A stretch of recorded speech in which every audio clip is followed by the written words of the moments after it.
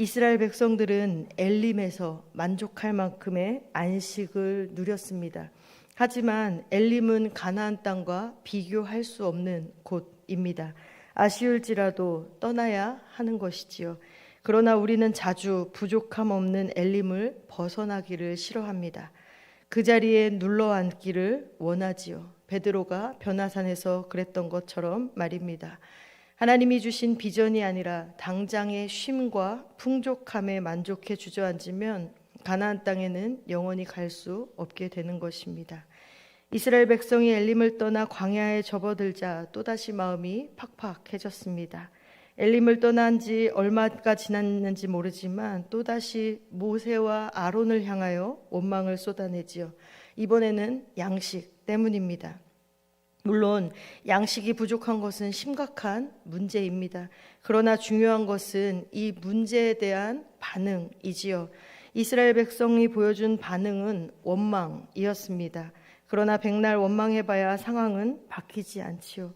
문제를 해결할 수 있는 방향으로 반응을 해야 하는 것입니다. 이스라엘 자손은 애굽을 그리워하였습니다. 고된 중노동과 학대에 시달리던 기억은 있고 고기와 떡만을 기억하고 있습니다. 애굽 땅에서 죽는 것이 더 나았을 것이라고까지 투덜대고 있는 모습을 볼 수가 있지요. 우리도 조금만 힘들어지면 주님을 원망합니다.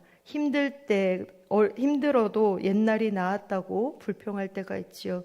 이루어질 일을 기대하며 나아가는 것이 아니라 현재의 어려움으로 인해 과거의 속박 가운데 누렸던 그 떡 하나에 미련을 두는 우리의 모습들을 발견하고 있는 것입니다. 불평하는 이들에게 하나님은 양식을 주겠다고 말씀하십니다. 하나님은 이미 이들을 향하여 양식을 공급하실 계획을 가지고 있었습니다. 그런데 이스라엘 백성들이 조금만 더 참았더라면 그 은혜를 기쁘게 누렸을 것인데 원망 가운데 하나님이 주시는 양식을 받게 된 것입니다. 하나님을 향한 믿음은 하나님의 은혜를 기쁨과 축복으로 받게 합니다. 같은 양식을 받더라도 같은 은혜를 받더라도 어떻게 받느냐가 전혀 다른 인생을 살게 하는 것이지요. 4절에서 하나님은 이스라엘 자손에게 일용할 양식을 매일 거두게 하십니다. 매일 필요한 양식을 주시는 하나님을 의뢰하는 법을 가르치시기 위함이지요. 사람들은 그 이상을 원하기 때문에 문제가 되는 것입니다. 지금 있는 것으로, 지금 내가 가진 것으로 만족하지 않고 두려움과 불안함으로 내일의 양식을 걱정합니다. 많이 쌓아둔다고 내일에 대한 걱정과 불안이 해소되는 것이 아닌데도 말이지요. 적정한 때, 적정한 만큼 주시는 하나님을 신뢰할 때에 내일에 대한 걱정과 불안이 사라지게 되는 것입니다. 모세는 다음 날 아침에 하나님의 영광을 볼 것이다 라고 선언합니다. 그리고 나서 그들이 원망한 일에 대하여 질책합니다. 이스라엘 자손들은 바라던 양식을 얻게 되었지만 원망 가운데 그것을 얻었습니다. 여호와의 영광이 나타날 때에 그들은 그 앞에서 두려워하게 될 것입니다. 인생을 살다 보면 절망적인 상황에서 한숨이 나올 때도 있습니다. 그러나 그것이 하나님을 향한 간구와 의뢰로 이어져야지 원망과 불평으로 이어지면 안 된다는 것이지요. 양식을 얻는 것보다 더 중요한 것이 하나님과의 바른 관계 안에서 은혜를 누리는 것이기 때문입니다. 이스라엘 자손의 원망은 궁극적으로 하나님께 향하여 있었습니다. 하나님은 그들의 원망을 분명히 들으셨다라고 9절에 말씀하고 있습니다. 하나님은 우리가 어떤 말을 하는지 낱낱이 듣고 계십니다. 당장은 벌하거나 징계하지 않으시지만 그것이 우리에게 결코 유익하지 않으리라는 것도 우리는 쉽게 알 수가 있습니다. 원망하는 가운데 양식을 얻는다면, 원망하다가 하나님의 영광을 보게 된다면 얼마나 부끄러운 일일까요? 이 상황에 흔들리지 않고 하나님을 온전히 신뢰하실 수 있기를 바랍니다. 하나님이 모세에게 이스라엘이 광야에서 먹을 양식에 관하여 말씀하십니다. 그런데 이스라엘 자손이 원망한 일에 대하여 다시 한번 언급하십니다. 하나님은 그들의 원망에도 불구하고 양식을 공급해 주시겠다라는 것이지요. 해질녘에는 고기를, 아침에는 떡을 배불리 먹이시겠다고 말씀하십니다. 이스라엘 백성이 하나님의 영광과 놀라운 역사를 보게 될 거지만 기쁨과 경외심이 아닌 두려움 가운데 보게 될 것이라는 말씀입니다. 거룩하고 어미하신 하나님을 원망한 것이 얼마나 어리석은 일인지를 깨닫게 하시는 것이지요. 하나님의 세밀한 공급하심을 봅니다. 저녁에는 메추라기로, 아침에는 만나로 일용할 양식을 공급해 주시지요. 이스라엘 백성의 원망에도 불구하고 진노를 참으시고 그들의 필요를 채워주시는 하나님을 발견할 수 있습니다. 지금도 하나님은 우리에게 필요한 것을 날마다 공급해주고 계십니다. 우리가 하나님 앞에 신실할 때에도 그렇지만 신실하지 못할 때에도 하나님께서는 변함없이 우리의 필요를 채우고 계십니다. 하나님은 우리에게 필요한 것을 세밀하게 공급하고 채우시는 분이십니다. 만나라는 이름은 이것이 무엇이냐라는 뜻을 가지고 있습니다. 그 누구도 본 적이 없는 것이기 때문이지요. 하나님은 그들이 한 번도 경험해 보지 못한 것으로 필요를 채워주셨습니다. 그들이 전혀 생각하지 못한 방법이었고 특별한 것이었습니다. 그들이 생각했던 방법이 아니라 세상에서는 전혀 볼 수 없는 새로운 방법으로 하나님은 역사하셨습니다. 하나님은 우리의 예상과 생각을 깨시며 우리를 도우시고 우리의 필요를 채우십니다. 하나님의 도우심과 공급하심은 특별하지요. 우리가 예상하지 못했던 방법으로 우리를 도우시기 때문입니다. 16절 말씀에 하나님은 각자 먹을 만큼 거두라고 말씀하십니다. 많이 거둔 자도 있고 적게 거둔 자도 있었지만 오멜로 측정했을 때에 부족함이 없이 필요한 만큼 각기 식량대로 거두라 하셨습니다. 이처럼 하나님은 우리의 필요를 적절하게 채우십니다. 때로는 하나님이 내게 베푸신 은혜가 부족한 것 같아서 욕심을 부리기도 하지만 하나님의 채우심은 부족하지 않습니다. 우리의 욕심이 과도할 뿐이지요. 우리의 탐욕이 죄이고 잘못인 것입니다. 그렇다고 모두에게 똑같이 분배하는 것도 성경적인 방법은 아닙니다. 필요한 양은 사람마다 다를 수 있기 때문이지요. 따라서 어떤 제도나 규정으로 모두를 만족시킬 수는 없습니다.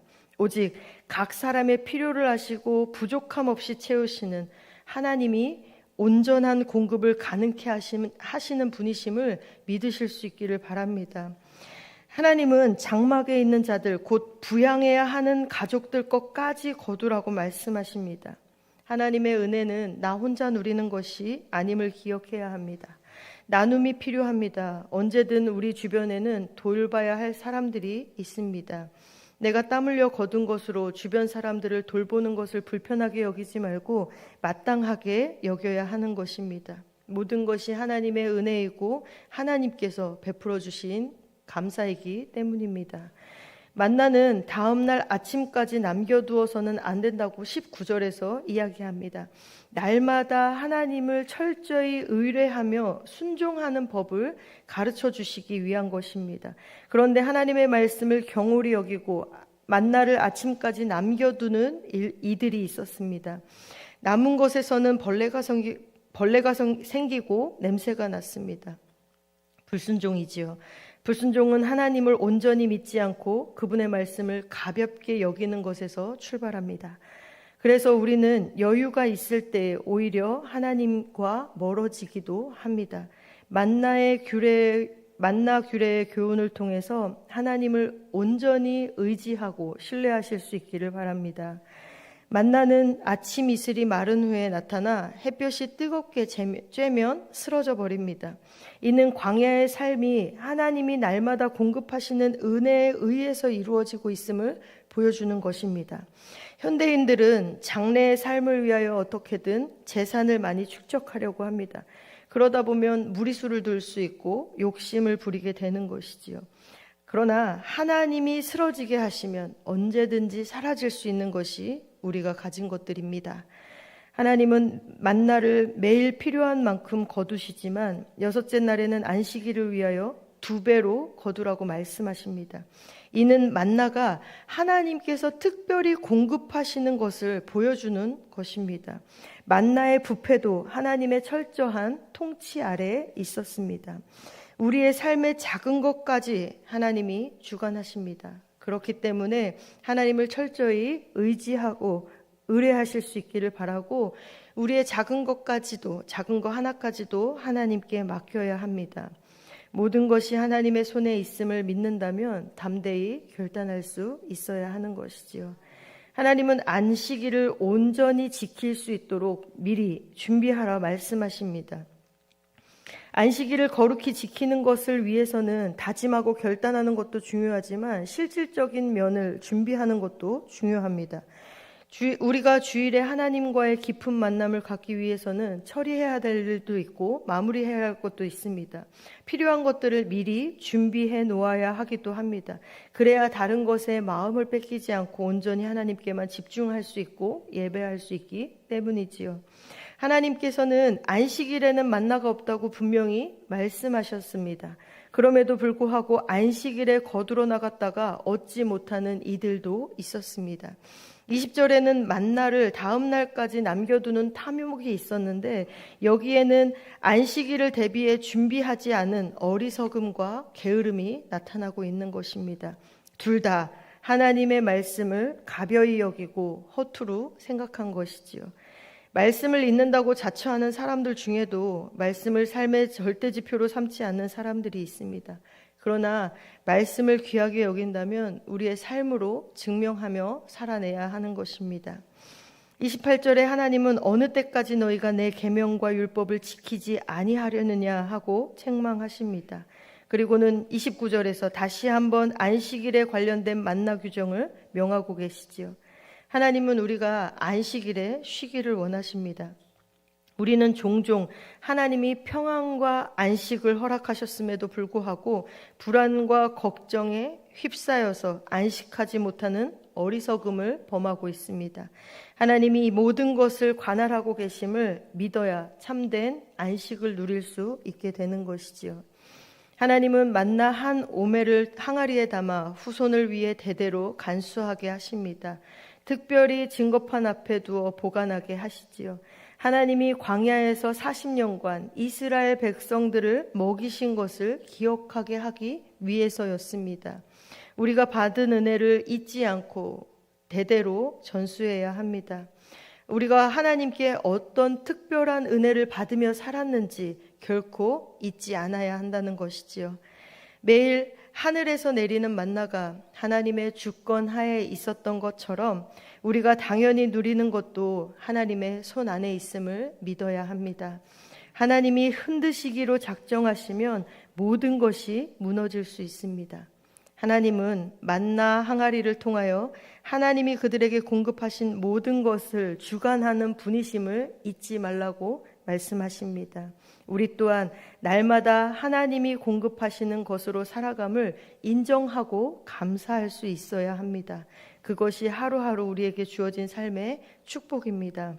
저와 여러분이 날마다 하나님이 공급하시는 삶을 살아가실 수 있기를 바라고, 또 그것에 감사함으로 인정하며 살아갈 수 있는 저와 여러분이 되시기를 주님의 이름으로 축복합니다.